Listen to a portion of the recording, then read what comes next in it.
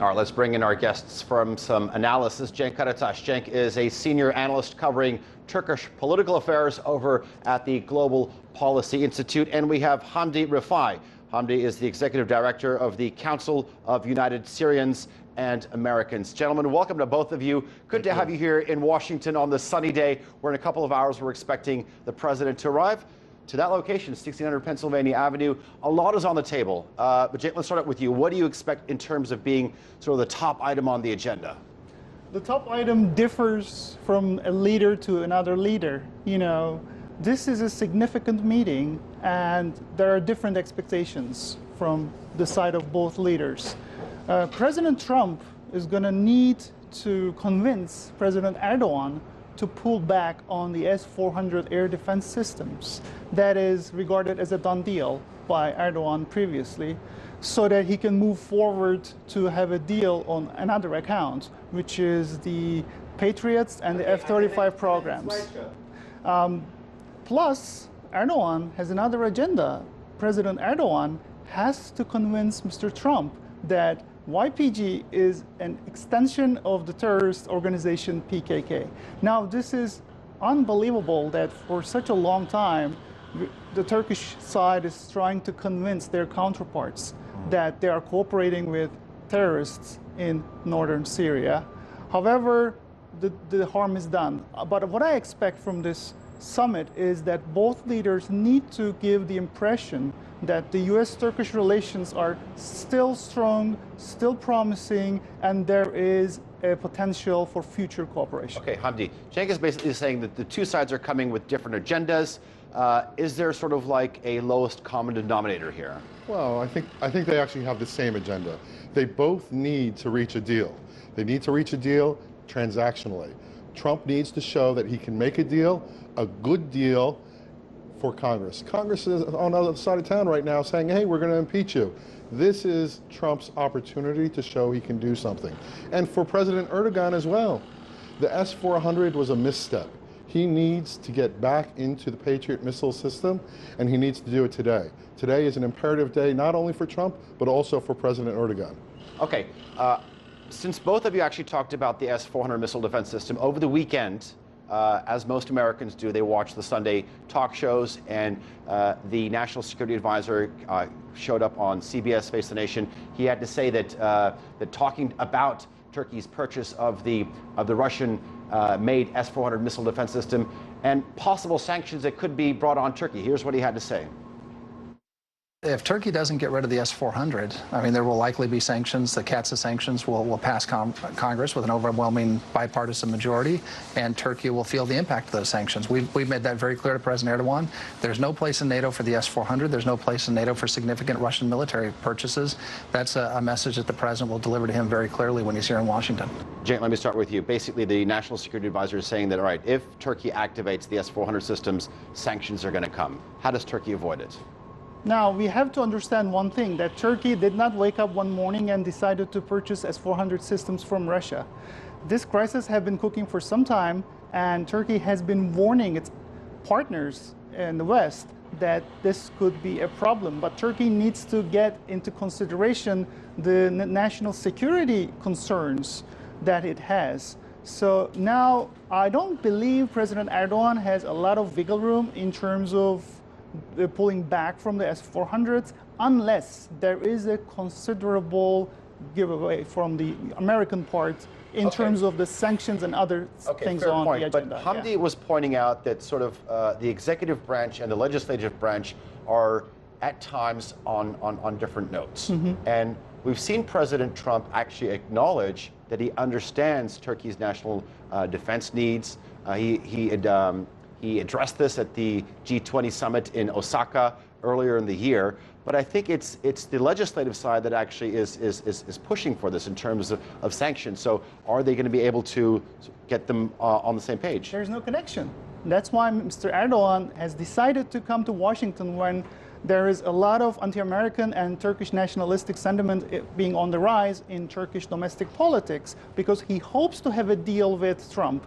Because we have to understand that Trump and Erdogan has a similar mindset and they have a good chemistry. They are looking at things from a businessman point of view. They're looking at now. and they're looking at good deals to be made. Unfortunately, Turkey has very little room to have in connection as a channel in the Congress, in the Pentagon, and in other bureaucracy of the United States. That's why Erdogan is trying to find his way through the White House. Okay, through the White House. Hamdi, we're getting reports from the White House that the president has also invited an influential group of Republican senators to the meeting with President Erdogan to sort of clear the air. Yes, is this sort of a step towards maybe sort of getting everybody on board to maybe in terms of pressing the reset button? Right. I think that might not be such a great move. The leading Republicans dealing with foreign policy right now, Lindsey Graham, they all are against Turkey right now. And they're against Turkey in a very reflexive way. They're not considering the policy priorities here. They're not considering the win for President Trump. President Trump has a different priority here. He needs a deal. They don't need a deal. They may want a deal, but what they want is different from what Trump wants. They want Turkey out of northeastern Syria. Lindsey Graham, in particular, is very on point on this. He's been very involved in Syria issues, and for him to now see the SDF pushed out is a big problem for him. He does not recognize that the YPG is the PKK. He does, actually. He does, because we've had him on TRT World before. Our diplomatic correspondent Andrew Hopkins actually interviewed him in Ankara, and he said there, point blank, he said that we do understand the national security concerns of Turkey. We know that there is a link between, I think within the national intelligence circles, there's no denial that there is a clear connection between the PKK and the YPG. Let me correct that. Let me tell you this. Last month, or in September, the Syria Study Group released a report where they acknowledged specifically, that was a bipartisan study commissioned by the Congress, headed by Senator Mitt Romney, that said the PKK and the YPG are the same, and the YPG needs to be pushed out and reduce their influence in the SDF. The problem is it's about 60% of the SDF, if not more. They may acknowledge that the YPG is connected to the PKK, but they don't acknowledge the real extent of the problem. And until they acknowledge the real extent of the problem, there's not going to be a solution. I also had a chance to actually sort of participate in a conference call last night at 6 p.m. local, giving sort of a background briefer into some of the subjects that they're going to be talked about. And in there, a senior U.S. administration, a White House official said, quote, "There's no intention for that cooperation to end," referring to the link between the United States and the YPG. This is obviously going to be a major thorn on the side of the Turkish perspective. That's going to be a headache, yes. But that's to be expected, because YPG is the only means for the Americans to remain in the field in Syria. So what they tried to do was to pull their troops from the northern Syria to give away for the legitimate security concerns of Turkey to have the Operation Peace Spring, so that they will have other fields covered. The problem with that is now President Trump openly says that they are taking care of the oil fields.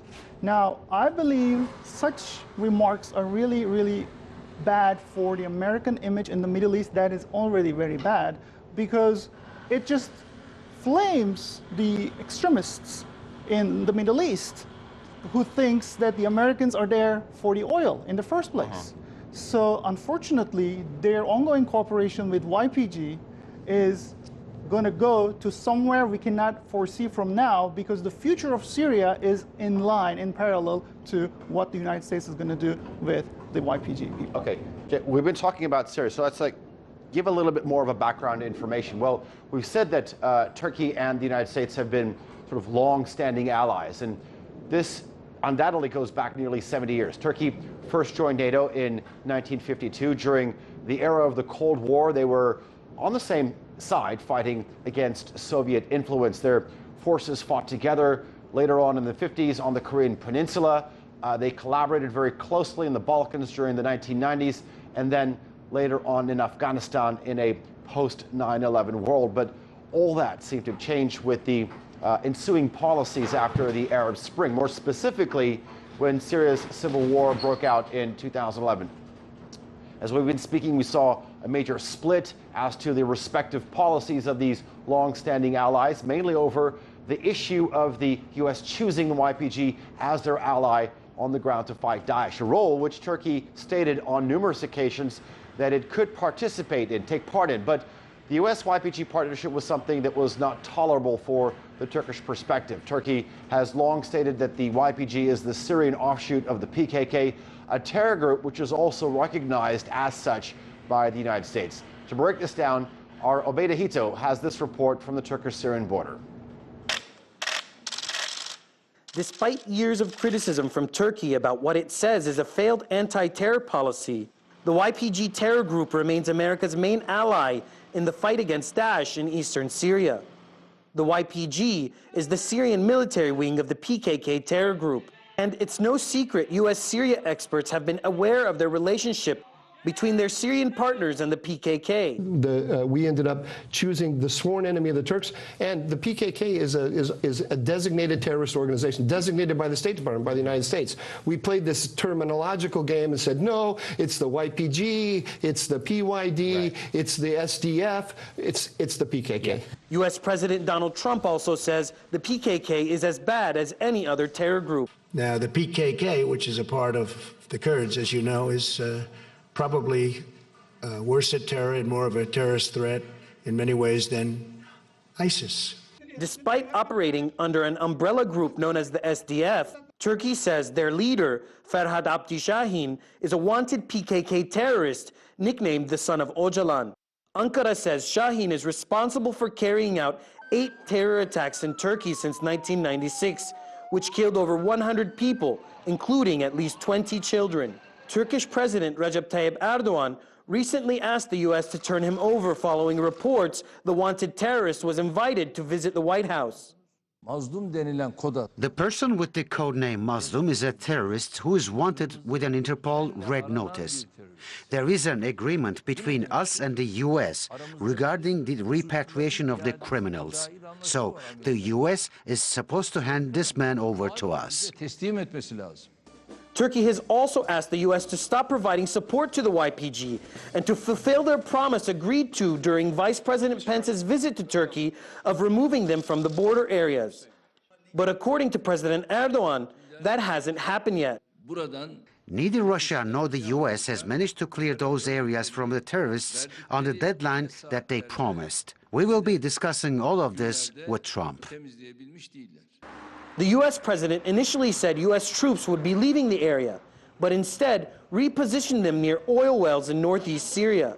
According to U.S. officials, that oil is being given to the YPG, something Turkey's Foreign Minister Çavuşoğlu has criticized.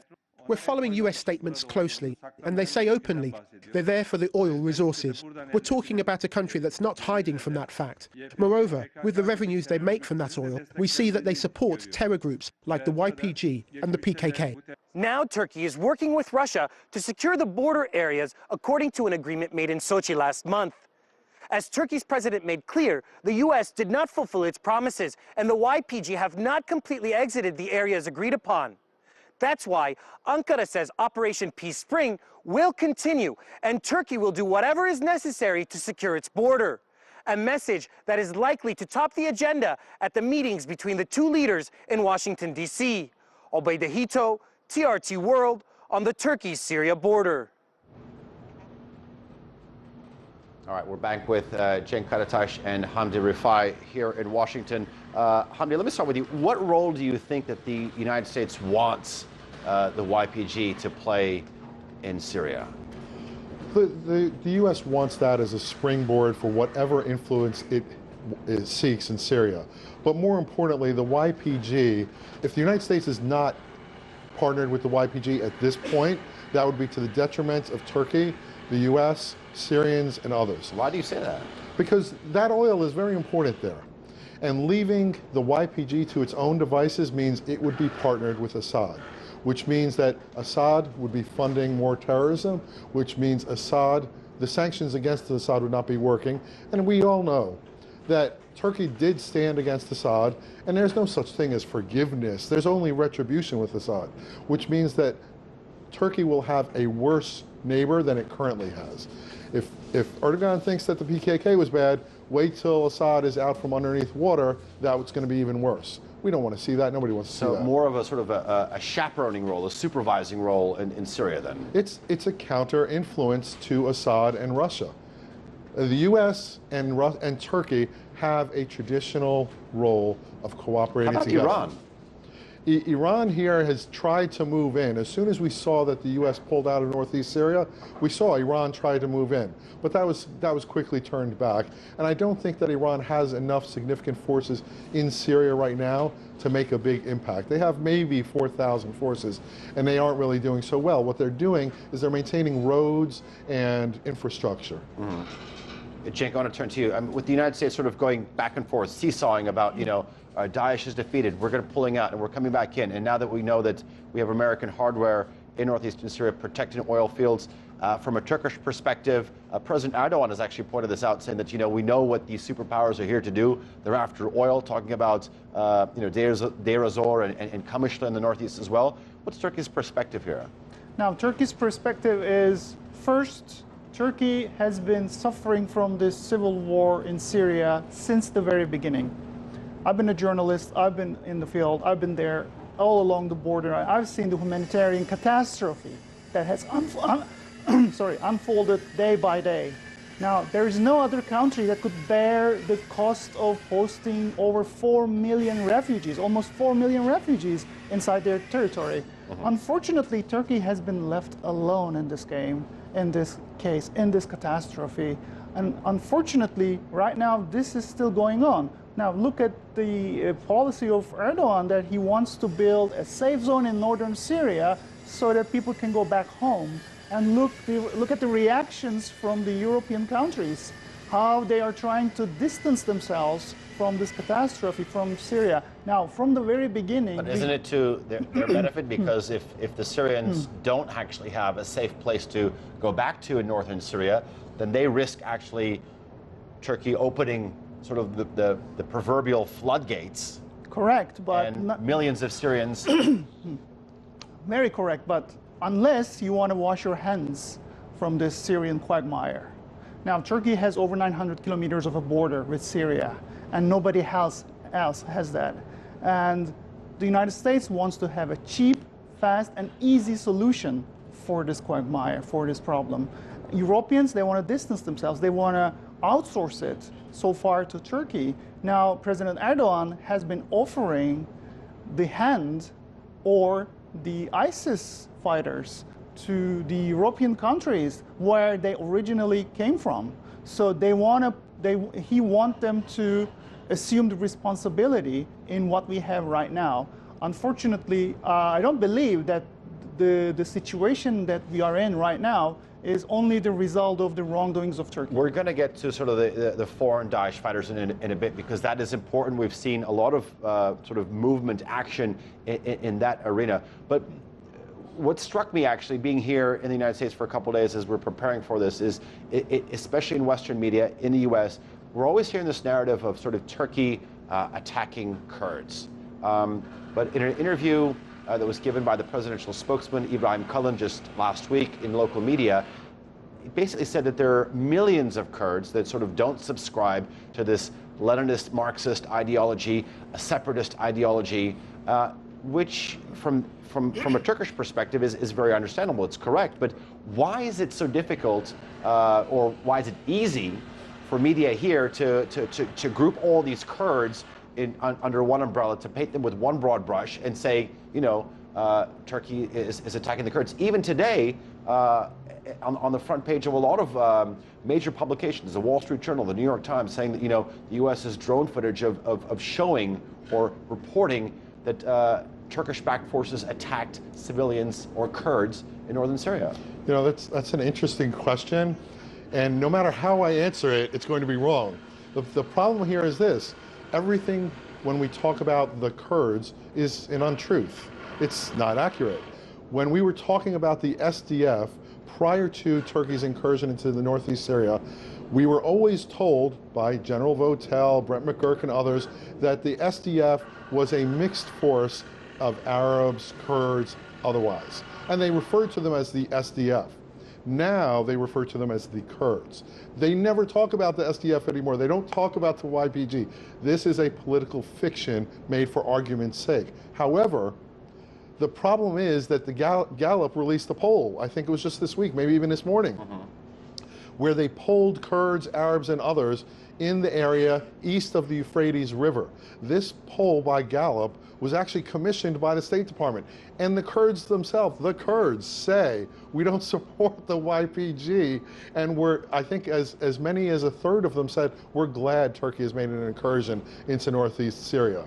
So when we talk about the Kurds only exist in political talk. And we also have sort of another major Kurdish leader, the leader of the Kurdish regional government in northern Iraq, Barzani, saying that, that there needs to be made a distinction. Well, let's talk about the YPG and its leader, because we know that in a letter that was dated on October the 9th, the U.S. President Donald Trump wrote to President Erdogan saying that General Mazlum Kobani, the leader of the YPG, is ready to negotiate and willing to make some concessions. Obviously, this was not a very well-received news by Ankara. So who is Mazlum Kobani? Well, he may be known as that, but his real name is Ferhat Abdi Shahin. But whichever name he goes by, the Turkish government says he's now on Interpol's most wanted list. It's red notice. Mazlum Kobani is reportedly the adopted son of the founder of the PKK terrorist organization, Abdullah Öcalan. He joined the group as a young teenager, and between the years 2009 and 2012, he's accused of commanding the group's urban unit called TAK, T-A-K. And the group is responsible for carrying out terror attacks all across Turkey. And he's been personally charged with killing 41 civilians, including injuring many more. And in 2012, Mazlum Kobani joined the PKK's Syrian branch, the YPG, and in 2015, he became the top commander of the Syrian Democratic Forces, which is dominated by the YPG. All right, let's go on. A couple of questions before we sort of move on into the Daesh fighters. From a Turkish perspective, how unacceptable is it that for a U.S. president who refers to President Erdogan as my good friend, to express the name of the leader of a terrorist organization? It is very incoherent. Unfortunately, the Turkish public opinion about the United States and its administration is very negative, and President Trump is not helping it. It's very unpredictable. It is very incoherent, as I said. Now, for the Turkish public opinion, PKK and its extension YPG in Syria is a terrorist organization. And this codename Mazlum Kobani person is the leader of that terrorist organization. That's out of question. Now, things are actually simple. It's not about who that person is. It's about what the strategic so-called ally of Turkey labels that person as, and what kind of a relationship that they establish with that person.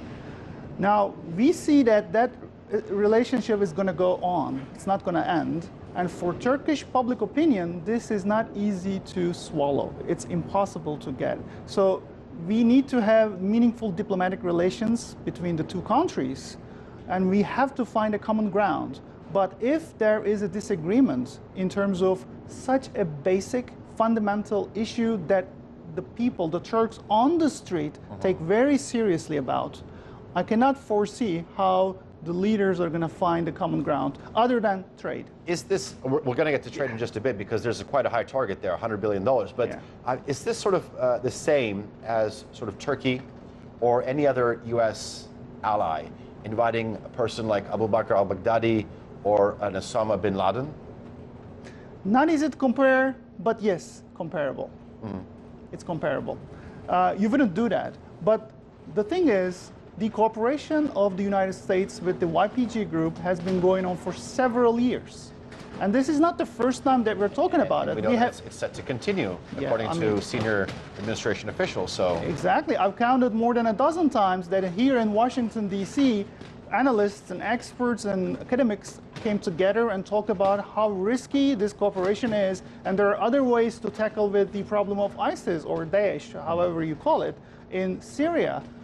However, Pentagon and the administration find it easier. As I said earlier, the United States is trying to find an easier, cheaper, and short way to deal with stuff. The only result that they achieve is that their power going downhill in the Middle East. Okay, since we started the topic on Daesh foreign fighters or ISIS foreign fighters, let's actually remind our viewers what we're talking about, because ever since the beginning of Turkey's Operation Peace Spring, one of the main points of interest, especially in Western media, was that what was going to happen to the foreign Daesh fighters that were being held in prisons controlled by the YPG in northern Syria. The question was if the YPG was going to evacuate or pull out from the border region near Turkey, a strong desire of Turkey, who was going to take control of these prisons along with the foreign fighters? Well, with regards to the Turkish foreign fighters, the answer was simple. Turkey takes them back into their system, but some of these fighters that were originally from European countries, and with those European countries canceling or revoking their citizenships, the question was, how is Turkey going to deal with this? Ankara has maintained that foreign-born Daesh fighters should be repatriated to their native countries. And Ankara started this deportation process on Monday, but many countries have not accepted them, like this U.S. citizen. He's been stranded on the buffer zone between Turkey and Greece. And for days now, he's been literally stuck in a no man's land. Earlier on Wednesday, Turkey's Interior Minister Süleyman Soylu confirmed that Germany and the Netherlands will in fact accept Daesh terrorist family members back into their countries. Germany and the Netherlands say they will accept Daesh family members back into their countries. We expect the same cooperation and constructive attitude from other nations. If we are going to fight terrorism together, everyone needs to take care of their own terrorists. Turkey is not a hotel or a guest house to accommodate other countries' terrorists. Now, almost 2,500 of these suspects are currently in Turkish custody. They're accused of fighting in Syria for groups that include Daesh, but not restricted to them. A majority of them are from European countries. For instance, Germany is taking back 10 of its citizens from Turkey this week, including suspected foreign fighters, their wives, along with their children. It says authorities are investigating their connections with Daesh. Turkey has also announced that it will send back 11 French citizens. France says it wants to talk with Turkey about the fight against Daesh and will accept those 11 fighters. And with the video that we just played, Turkey has deported a U.S. citizen to Greece because he refused to be returned to his country and asked to be sent to Greece instead. Greek authorities have refused him entry, and he's been stranded between the border of Turkey and Greece for 3 days now. Turkey has also deported 2 Irish citizens captured in Syria, and Denmark has arrested a suspect at Copenhagen airport after he was deported. All right.